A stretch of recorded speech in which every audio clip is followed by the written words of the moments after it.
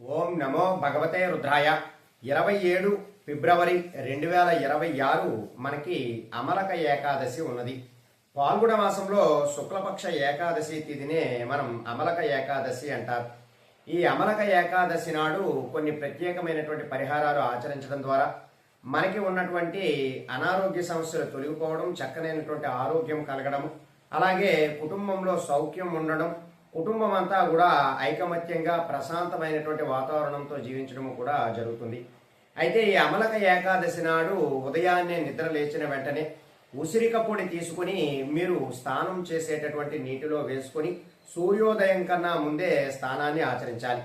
అలా సంకల్పంలో చెప్పుకుంటూ ఈ రోజంతా కూడా నా శక్తికి మేరకు నేను ఉపవాసం ఉండటానికి ప్రయత్నం చేస్తాను అని ఆ మహావిష్ణువునే మనసులో తలుచుకుంటూ ఉండాలి.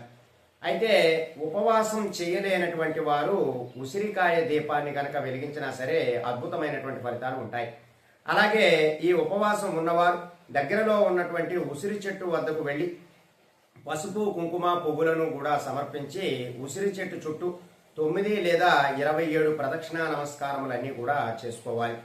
ఈ ఉసిరి చెట్టు సాక్షాత్తు విష్ణుమూర్తికి స్వరూపం కాబట్టి ఈ ఉసిరిక చెట్టు వద్దే మీరు పూజలనంతటినీ కూడా జరిపించాలి. ఈ ఉసిరి చెట్టు వద్ద విష్ణు సహస్రనామ పారాయణం అనేటటువంటిది చేసుకోవాలి.